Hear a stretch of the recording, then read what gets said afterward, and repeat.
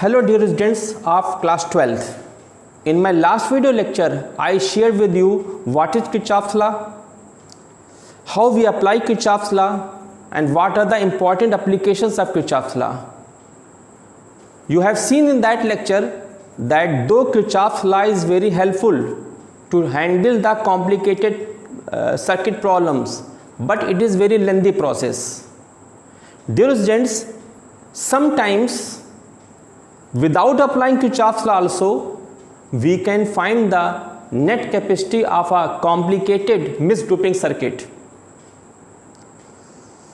Dear students, the trick which we use to find the net capacity of any unbalanced Wheatstone bridge or net capacity of any complicated circuit is called star and delta conversion or circuit. Basically, this topic is present in the first year syllabus of BTech course.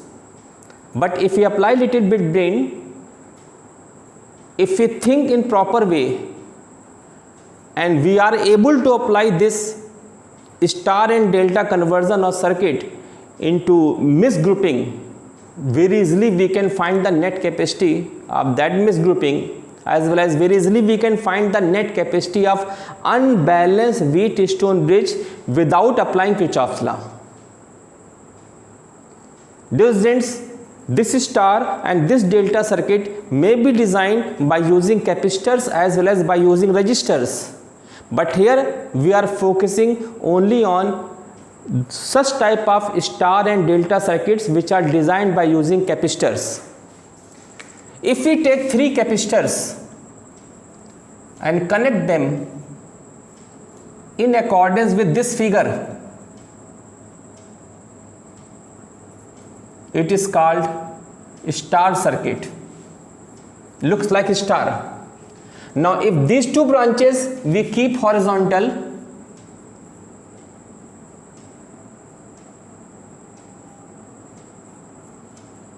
it becomes T type.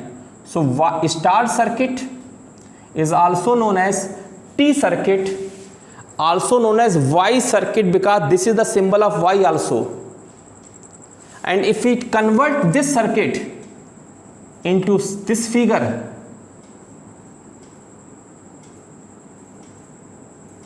it is called delta circuit, because figure looks like delta. So star circuit, Y circuit or T circuit, if we want to convert into delta, phenomena is known as star into delta conversion. How we convert? See here, between A and B we have introduced a capacitor having capacity C1 dash. Between A and C we have introduced a capacitor having capacity C2 dash, and between B and C we have introduced a capacitor having capacity C3 dash. And if we remove this middle portion figure, we get that delta circuit. So what this C1 dash, C2 dash and C3 dash values will be? C1 dash निकालने के लिए जिन दो branches के बीच में C1 dash लगा है, उन दोनों ब्रांचेस में प्रेजेंट कैपेसिटर की कैपेसिटेंस का प्रोडक्ट डिवाइड बाय सर्किट में प्रेजेंट तीनों कैपेसिटर के सम, कैपेसिटी का सम. सिमिलरली C2 डैश होगा C1 into C3 divide by C1 plus C2 plus C3, और C3 डैश होगा C2 into C3 divide by C1 plus C2 plus C3. ये आपको याद रखना होगा कि जब हम स्टार को डेल्टा में कन्वर्ट करते हैं तो यहाँ पे लगाए डेल्टा सर्किट में लगे हुए कैपेसिटर्स की वैल्यू निकाली कैसे जाती है. ये कहाँ से आया? That you will see in behind classes. Now अगर हमको इसका कन्वर्स लेके चलना हो, हमको डेल्टा को स्टार में बदलना हो, तो क्या करेंगे? Suppose we have a delta circuit and we want to convert into star circuit or Y circuit or T circuit. This is a delta circuit ABC having capacity value C1, C2, C3 and we want to convert into star circuit.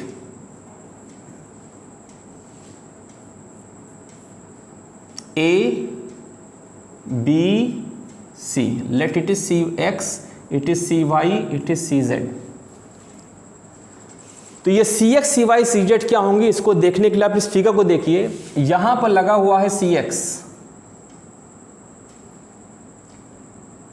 यहां पे लगा हुआ है Cy और यहां पे लगा हुआ है Cz। और अगर हम इन तीनों को रिमूव कर दें तो हमारा स्टार कन्वर्ट हो जाएगा डेल्टा में। तो Cx निकालने के लिए ये कॉन्सेप्ट है, रेसिप्रोकल ऑफ Cx, यहाँ पे लगे हुए कैपेसिटर की कैपेसिटी का रेसिप्रोकल बराबर होगा इन दोनों ब्रांचेज में लगे हुए कैपेसिटर की कैपेसिटी के रेसिप्रोकल का product 1/C1 into 1/C2 divide by तीनों कैपेसिटर्स के रेसिप्रोकल का सम 1/C1 plus 1/C2 plus 1/C3। Similarly, reciprocal of the capacity of the capacitor present here, this will be equal to इन दोनों branches में लगे हुए capacitor की capacity के reciprocal का product 1/C1 into 1/C3 divide by sum of the capacity reciprocal of the capacity of each capacitor present in the circuit. Similarly 1/Cz जब निकालेंगे तो हम लिखेंगे 1/C2 into 1/C3 divide by 1/C1 plus 1/C2 plus 1/C3।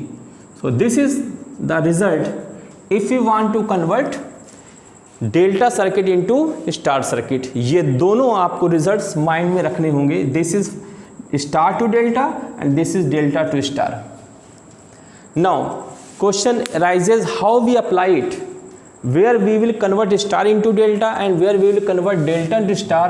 तो इसके लिए कुछ examples मैं आपसे शेयर कर रहा हूँ। एक तो वही जो आपसे पहले हमने शेयर किया था, अनबैलेंस व्हीटस्टोन ब्रिज की नेट कैपेसिटी को कैसे निकालते हैं बगैर किरचॉफ्स लॉ अप्लाई किए हुए। तो suppose we have unbalanced Wheatstone bridge,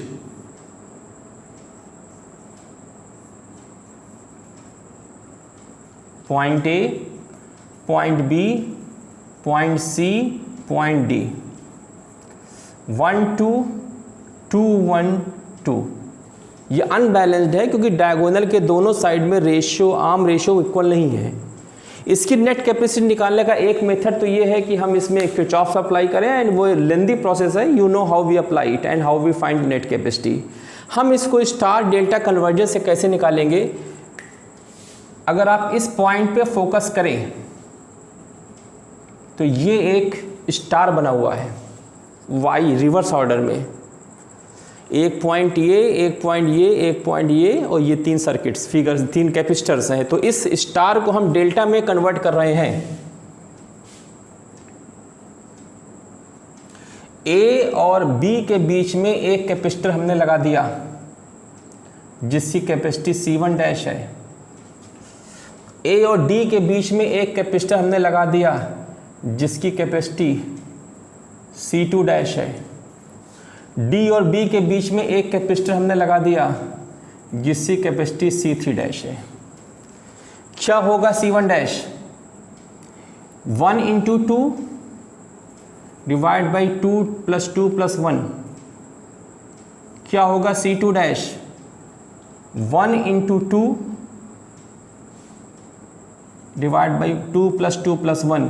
क्या होगा C3 dash, 2 into 2 divide by 2 plus 2 plus 1।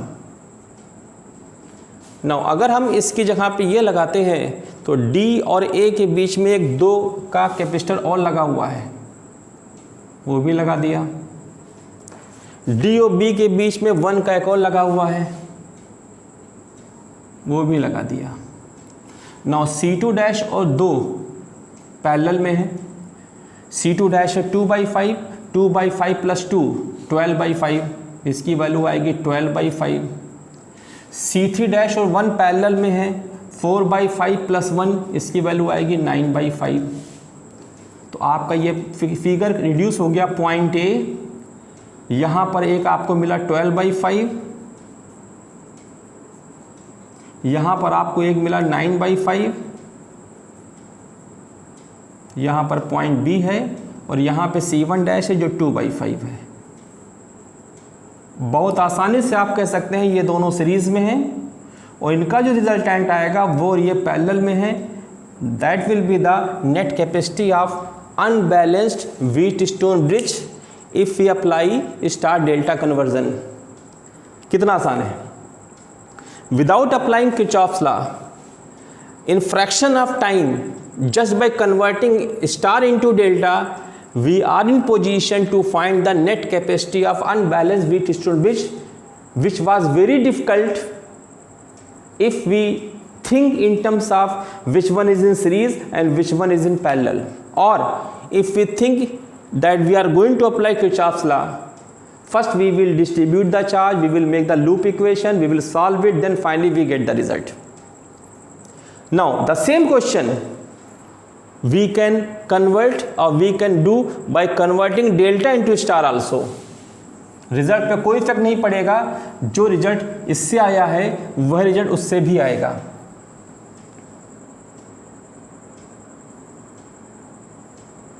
यह आपका एक अनबैलेंस व्हीटस्टोन ब्रिज है।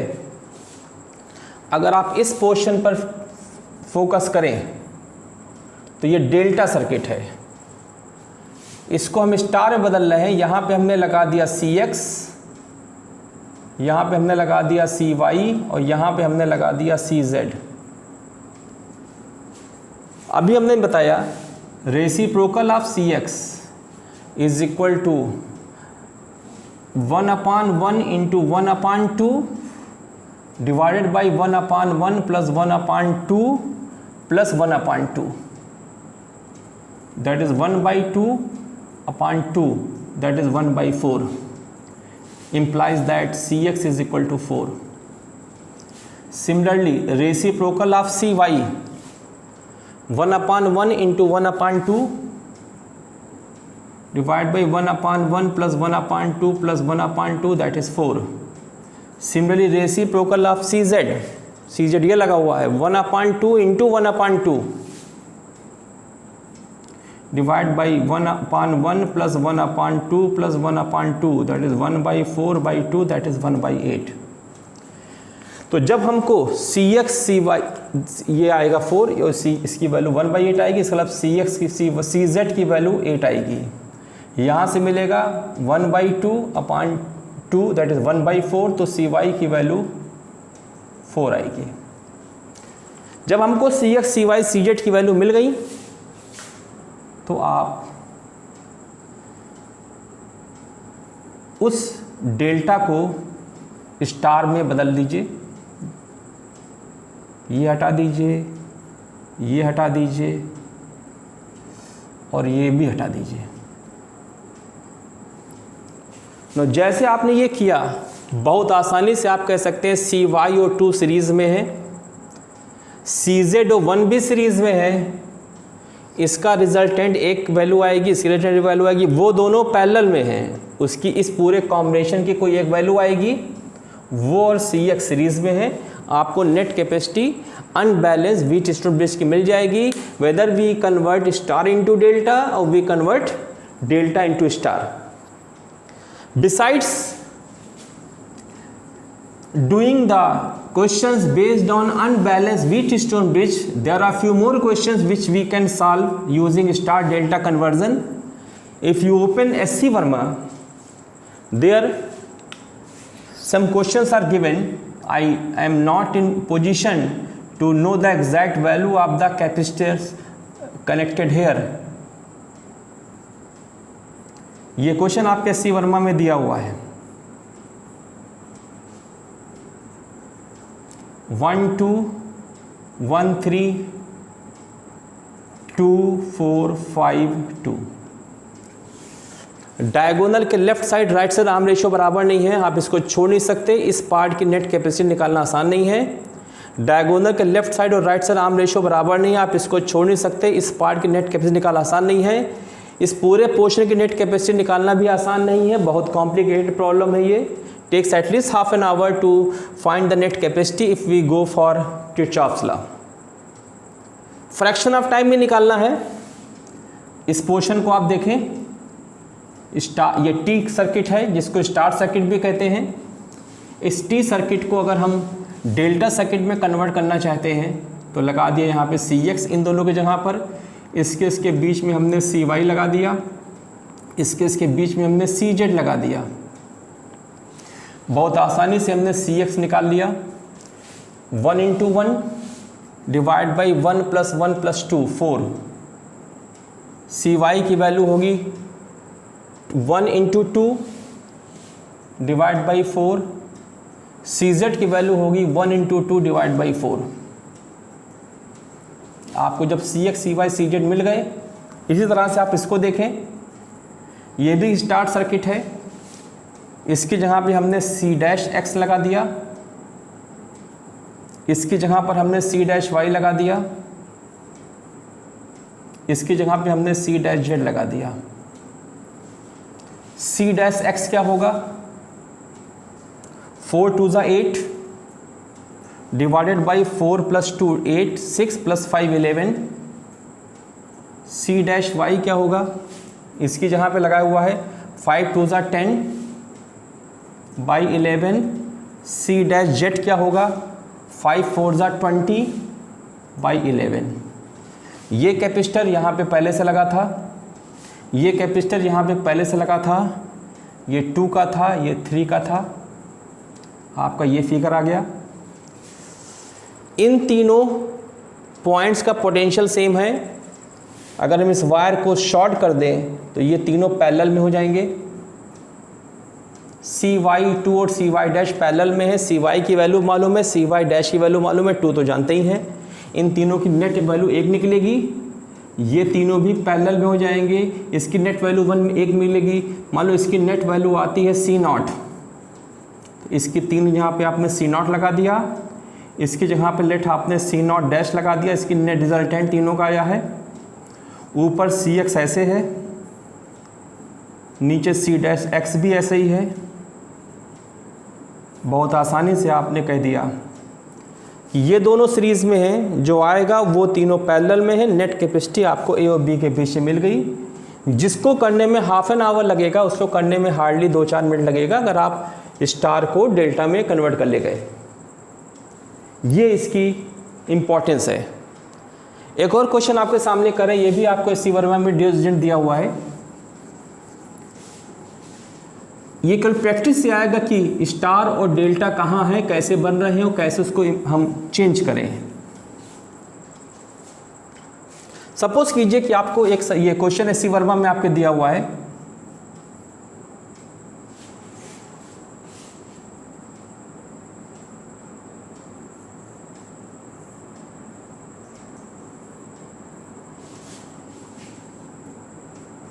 They are asking find the net capacity between points A and B, और जो वैल्यूज़ दी गई हैं वो वैल्यूज इस तरह से दी गई हैं कि ये बैलेंस नहीं है।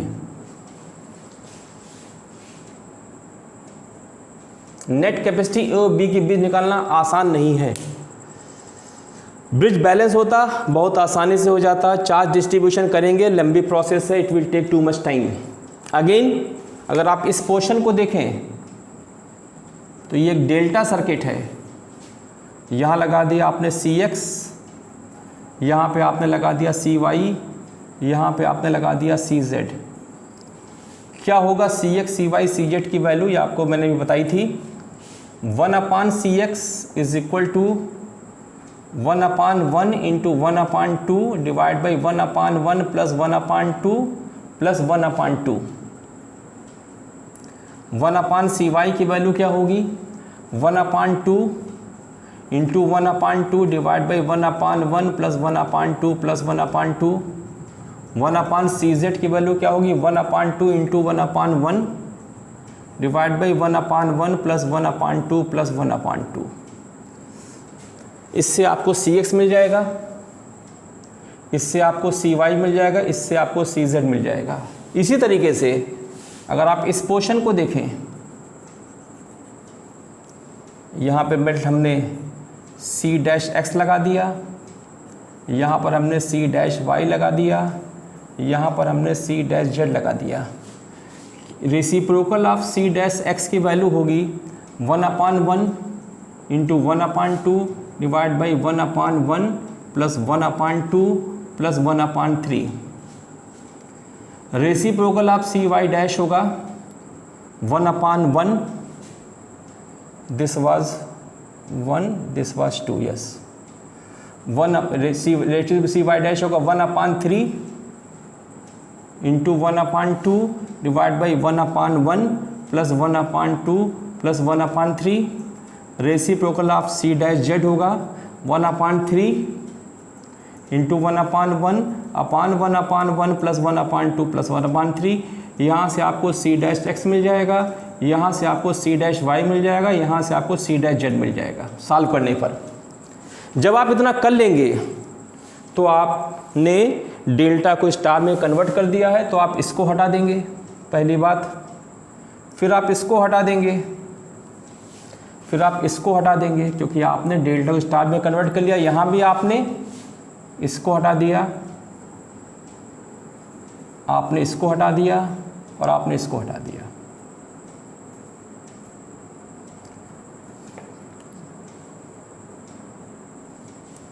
बहुत आसान है। अब स्ट्रेच कर दीजिए, ये तीनों सीरीज़ में है, ये दोनों सीरीज़ में है। इसका रिजल्टेंट सीरीज़ का जो आएगा, इसका रिजल्टेंट से आएगा, वो दोनों एक दूसरे के पैरेलल में है। इसकी जगह पे आपको एक कैपेसिटी वैल्यू मिल जाएगी, वो ये और ये तीनों सीरीज़ में है, आपको नेट कैपेसिटी आसानी से मिल जाएगी। तो you can see here that it is not necessary that if we are not able to understand that in a given circuit which one are in series and which one are in parallel, the only option is only go for Kirchhoff's law. Sometimes without applying Kirchhoff's law also, by applying some special tricks, we can convert a complicated mixed grouping circuit into simple circuit and we can find the net capacity. This is the importance of star to delta conversion and delta to star conversion. If you give some time, if you apply your brain, it is not difficult to think how star can be converted into delta or how delta can be converted to star. So please do practice. I hope आपको ये lecture अच्छा लगा होगा। Thank you.